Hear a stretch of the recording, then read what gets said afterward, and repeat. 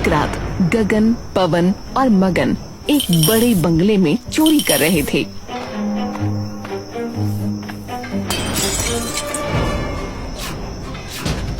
हे भगवान, अरे पगले, ये क्या किया तूने? कौन कौन है वहाँ? रामू, श्यामू, नीचे आओ, चोर घुस आए हैं, पकड़ो इन्हें। भैया भैया बचाओ, हम पकड़े गए। नहीं नहीं, ऐसा नहीं हो सकता है। मगन, पीछे के दरवाजे से भाग, मैंने संभालता हूँ। गगन ने एक झटके से पवन को खिड़की की ओर धकेला, लेकिन तभी दो नौकर आ गए।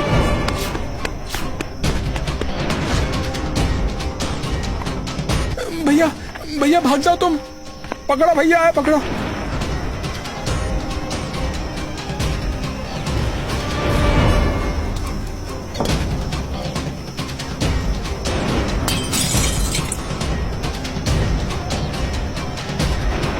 भाग पवन, निकल यहाँ से, खिड़की से कूद। पवन कूदा और फिर गगन, ऐसे दोनों बच निकले।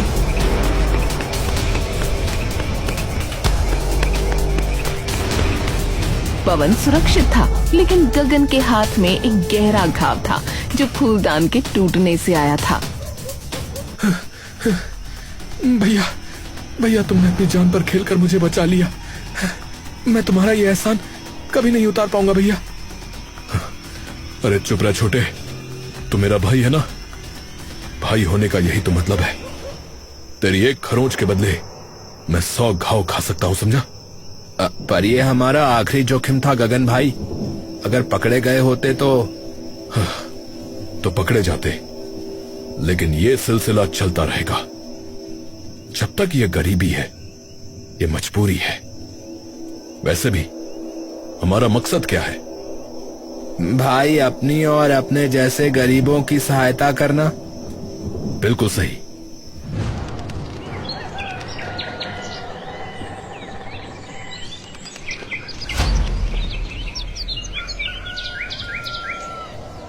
इसके बाद गगन ने अपनी गर्दन से एक पुराना ताबीज उतारा और प्यार से देखा। ये देख रहे हो, मेरी माँ ने ये दिया था। कहा था, बेटा ये तुझे बुरे वक्त में बचाएगा, और सचमुच हमेशा बचाता आया है। शायद इसीलिए कल रात वो फूलदान मेरे सामने आ गया और हम सब बच गए। हाँ, तुम सचमुच कमाल हो भैया, जो अमीरों से लेकर गरीबों में बांटते हो। मगर कब तक? जब तक इस गांव से भूख और बेबसी खत्म नहीं हो जाती। चलो अब बाहर निकलो, कान खुले रखना। गांव की मुख्य गली में तीनों सर झुकाए चल रहे थे, लेकिन कान हर बातचीत में लगे हुए थे। कुछ बुजुर्ग एक पेड़ के नीचे बैठे गंभीर चर्चा कर रहे थे। अरे अरे, वो नाव फिर दिख गई भैया, कल रात को। हाँ, अरे राम, क्या कह रहे हो? कहाँ? अरे समंदर किनारे भैया, अरे उसी पत्थर के पास। अरे बड़ी अजीब सी नाव, अरे बिल्कुल भूतिया, टूटी फूटी। हाँ, अब भगवान बचाए, जब भी वो नजर आती है कोई ना कोई अनहोनी जरूर होती है। पिछली बार भी कुछ लोग गायब हो गए थे। हाँ, ये कोई साधारण नाव नहीं, ये तो मौत का साया है। तीनों चोर ये सुनकर हैरान थे। मगन बोला, सुना तुमने? वो नाव फिर आ गई। भैया, हम इसी गांव में रहते हैं, क्या आप हमारे साथ? चुप, डरो मत। हमें अब और जोखिम नहीं लेना। एक आखिरी बड़ा काम, फिर शायद ये गांव छोड़कर चले जाएं। क्या बड़ा काम? एक बड़ी चोरी। किसके घर? सबसे अमीर कौन है गांव में, जो लोगों का पैसा खाता रहता है और अपना पेट भरता रहता है? मुखिया। मुखिया।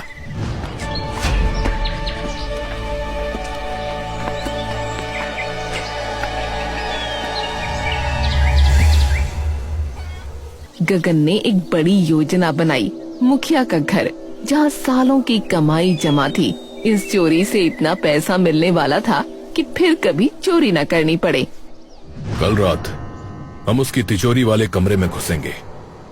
मगन, तू मेरे साथ होगा। पवन, तू बाहर निगाह रखेगा। हम दोनों अंदर का काम करेंगे। ठीक है भैया, मैं तैयार हूं उस कमीने को लूटने के लिए। तीनों अंधेरे में मुखिया के बंगले की ओर बढ़े।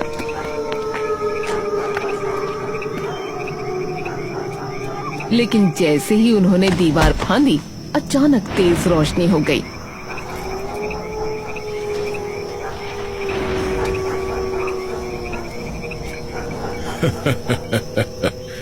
लो, मेरे मेहमान आ गए। पकड़ो इन पाजी चोरों को। हाँ, ये क्या? ये तो जाल है। भागो गगन। पवन उन लोगों के बीच में खड़ा था। वो मुस्कुरा रहा था। पवन, तूने? माफ करना भैया, मुखिया ने पैसे दिए, मुझे डर लग रहा था उस नाव का। मैं मरना नहीं चाहता। तो तूने इस मुखिया से हाथ मिला लिया? तू मेरा भाई था, मैंने तेरे लिए खून बहाया, और तूने? गगन का दिल चीख रहा था। मगन ने उसे खींचा। मुखिया के आदमी उन दोनों को पकड़ने लपके। वो दोनों जान बचाकर अंधेरे में भागे। पीछे चीखें गूंज रही थीं। पवन ने ये सही नहीं किया। अरे अब छोड़ो उसे और अभी भागो गगन भाई, भागो। भागते भागते वो समुद्र के किनारे पहुंच गए।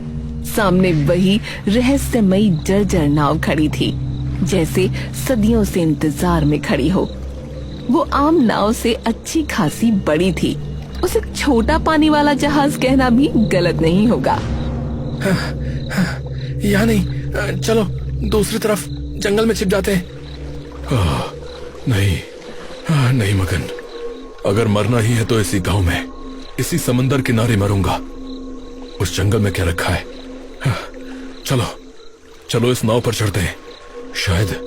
शायद ये हमें कहीं और ले जाए। पर गगन भाई, जंगल में हम शायद बच जाएं। मगन, जंगल में भेड़िए हैं, मौत वहां भी है और यहाँ भी, इसीलिए मैं इसी में जाऊंगा। वो डरते डरते सहमते हुए नाव पर चढ़े। नाव पुरानी थी, लकड़ी सड़ी हुई थी। बैठते ही अचानक नाव हिली और बिना किसी पतवार छुए, बिना किसी मल्लाह के धीरे धीरे समुद्र में चल पड़ी, ऐसे जैसे कोई अदृश्य शक्ति उसे खींच रही हो। हे भगवान, ये क्या हो रहा है? अरे नाव खुद चल रही है। अरे इसे काबू कैसे करूं? गगन भाई, ये नाव हमें कहाँ ले जा रही है? ये तो हमारे बस में ही नहीं है। नाव तेज होती गई। किनारा दूर, अंधेरा गहरा और समुद्र का पानी काला होता चला गया। दोनों एक दूसरे से चिपट गए। उनकी सांसें थम सी गईं।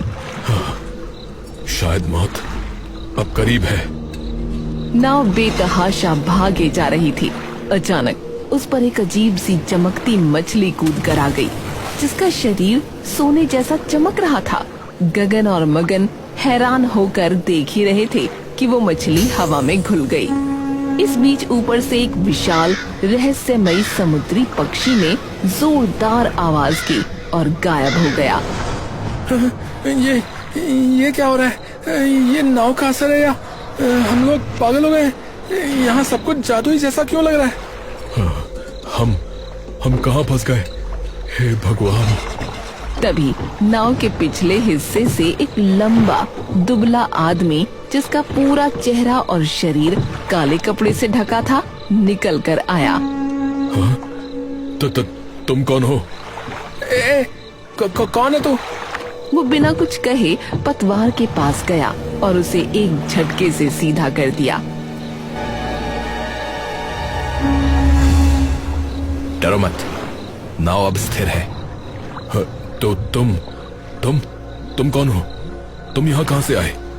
मैं यही रहने लगा हूँ। मेरा कोई घर नहीं है, यही नाव अब मेरा घर है। तुम हमें कहाँ ले जा रहे हो भाई? बस चले जा रहे हैं, देखते हैं कहाँ पहुंच जाते हैं। तुम इंसान ही हो ना? यह हमारा भ्रम या जादू? जो चाहो समझ लो, मैं तो फिलहाल तुम्हारी मदद कर रहा हूं।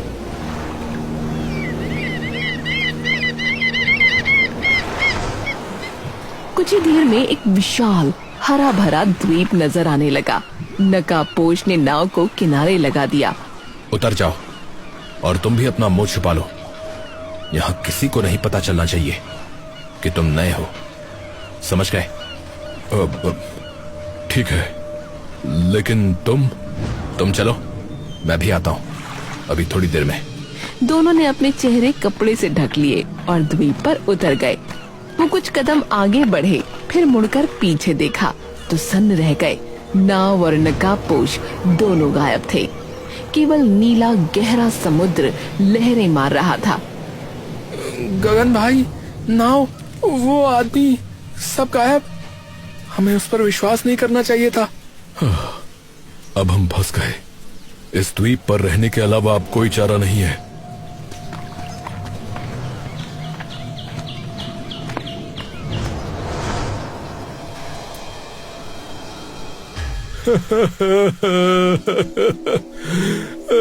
मेरा नाम चंदन है। मेरा सब कुछ लूट लिया उस अमीर सेठ ने। मेरी जमीन, मेरी बचत सब छीन ली। अब मेरे बच्चे भूखे मरेंगे। सुनो मगन, यही तो हमारा काम है, अमीर का माल गरीब तक पहुंचाना। चलो इसकी मदद करते हैं। पर गगन भाई, अगर कुछ गड़बड़ हुई तो? कुछ नहीं होगा। तभी उनकी नजर दूर जाते हुए दो लोगों पर पड़ी। वो उनके अपने गांव के मुखिया और उसके नौकर जैसे लग रहे थे, लेकिन वो यहाँ कैसे? दोनों हैरानी से एक दूसरे को देखने लगे। अरे क्या ये हाँ यार, ये तो अपने गांव के हैं, जो गायब हो गए थे। मतलब नाव ने इन्हें मारा नहीं, बल्कि यहाँ पहुंचा दिया। खैर, हमें क्या, हमें तो अपना काम करना है अब।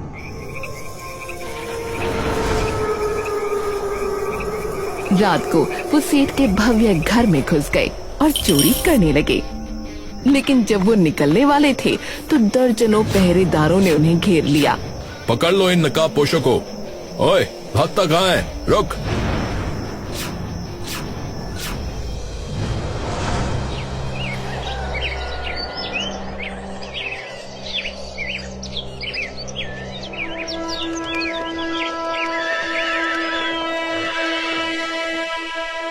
राजा मंदार सिंहासन पर विराजमान था। इनके चेहरे से नकाब हटाओ, अपनी शक्ल दिखाओ। महाराज। जैसे ही गगन का चेहरा खुला, राजा एकदम से उछल कर खड़ा हो गया। उसकी आंखें फैल गईं, चेहरे का रंग उड़ गया। वो गगन की ओर हैरानी से देखने लगा। ये असंभव है। सेठ, तुम जाओ, इनको सजा मैं स्वयं दूंगा। पर मैंने कहा जाओ। राजा दोनों को अपने निजी कक्ष में ले गया। दरवाजा बंद करते ही उसने गगन के कंधे पकड़ लिए। तुम्हारी शक्ल बिल्कुल मेरे गुमशुदा भाई राजकुमार रणवीर जैसी है। क्या तुम वही हो? क्या तुम नाम बदल कर आए हो?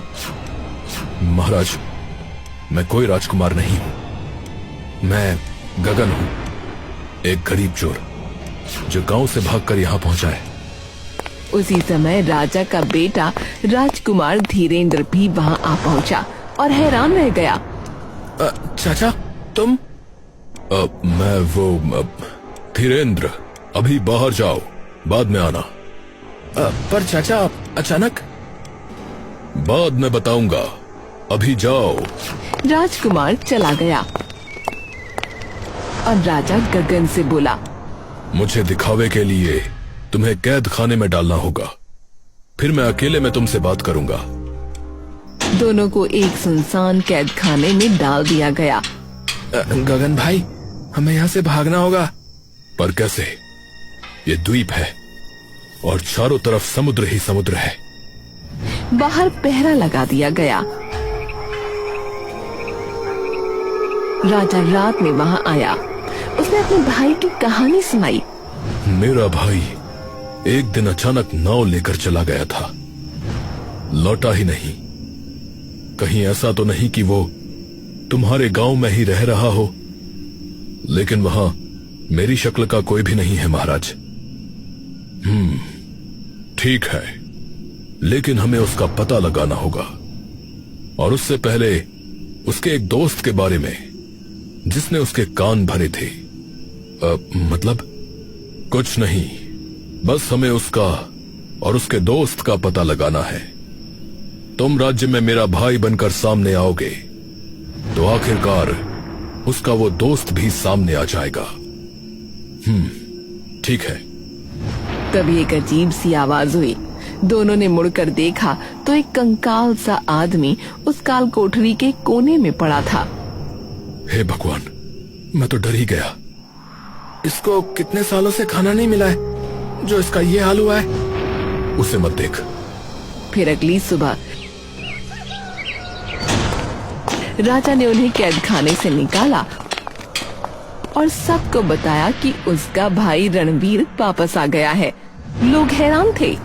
वाह, राजा का भाई 10 साल बाद वापस आ गया भैया। लेकिन अचानक कैसे? मुझे कुछ गड़बड़ लग रही है। अरे भैया वापस आ गया? हाँ भाई हाँ। मैंने तो सुना था कि राजा ने खुद अपने भाई को मार दिया था। तो अब ये कैसे? क्या चल रहा है?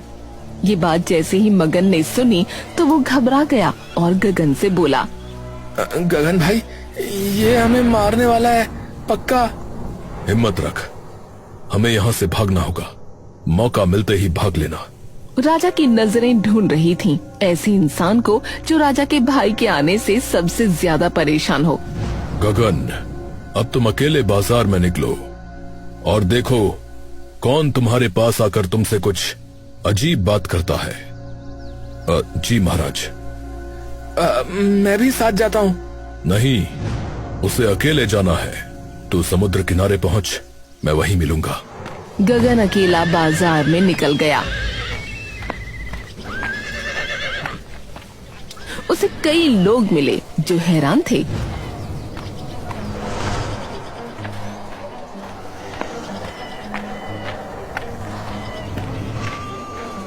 पर तभी आया एक बूढ़ा।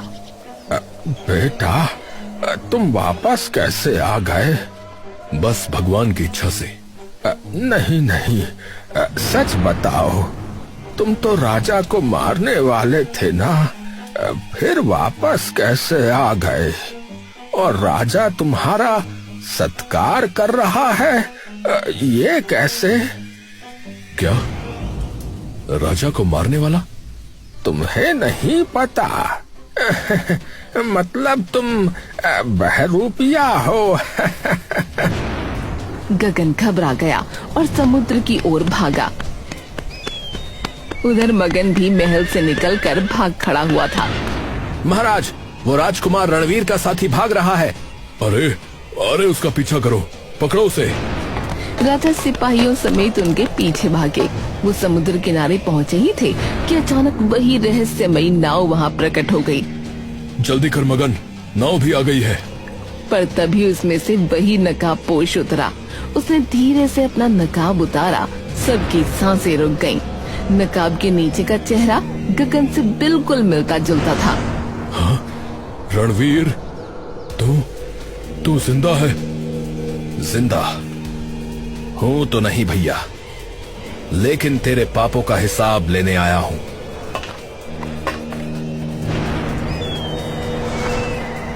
अरे अरे, ये कोई इंसान नहीं है, ये तो प्रेत है। हाँ भाई हाँ, अरे भाई भागो। समुद्र किनारे भीड़ जमा हो गई। पूरी जनता, गरीब अमीर, सब वहाँ थे। सबकी आंखों के सामने वो आत्मा धीरे धीरे राजा की ओर बढ़ी। राजा डर के मारे जम गया।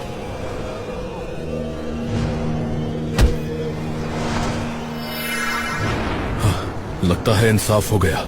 हाँ, बुराई का अंत। तभी भीड़ में से वही बूढ़ा आगे आया और हंसते हुए बोला, अरे मूर्खो, तुमने कमाल कर दिया जो मैं ना कर सका। क्या क्या मतलब? वो कोई और नहीं बल्कि राजकुमार धीरेन्द्र था। सब हैरान रह गए। मजा ही आ गया। मैं अपने चाचा के कान भरकर अपने बाप को मरवाना चाहता था, लेकिन ये मेरा पागल चाचा पकड़ा गया और फिर निकल भागा। मैंने इसकी नाव में छेद कर दिया। ये जब भागा तो रास्ते में निपट गया। पूरी जनता अब हैरान थी। गगन और मगन एक दूसरे को देखने लगे। तभी आत्मा उसकी ओर लपकी, पर राजकुमार के गले में भी वही ताबीज था जो गगन के गले में था। आत्मा उसको छू न सकी। तो मेरी मौत का जिम्मेदार तू है, और मैं अपने भाई को समझ रहा था। अरे बाप के मरने के बाद मैं चाचा को भी मारने वाला था, लेकिन चाचा इतना नाकारा निकला, क्या करूं? गगन कुछ कर। मैं क्या करूं? हमें यहाँ किसी वजह से तो लाया गया होगा ना, या यूं ही? गगन ने अपनी पूरी जिंदगी के बारे में सोचा। उसने बहुत पाप किए थे। उसने हर पाप के बारे में सोचा और फिर उसे ख्याल आया कि शायद यही वो मौका है जब वो अपने सारे पापों का प्रायश्चित कर सकता है। वो राजकुमार से बोला, राजकुमार चलिए, मैं आपके साथ हूँ। अब आपका राज्याभिषेक होगा। चलो, चाचा न सही, चाचा की शक्ल का इंसान तो समझदार है। गगन राजकुमार के पास पहुंचा और झटके से उसने उसका ताबीज उतार लिया। चालाकी, लेकिन ये एक खास ताबीज है। मेरे गले से उतरने से इसका असर नहीं उतरेगा। मेरी माँ ने भी मुझे यही ताबीज दिया था और मैं इसका तोड़ जानता हूँ। अब तू खत्म। नहीं, अबे ये तूने क्या किया? अबे! आज मुझे समझ आया कि मैं यहाँ क्यों आया था। मैं तो जा रहा हूँ, लेकिन मैं चाहूंगा कि मेरा हम शक्ल ही यहाँ राज करे।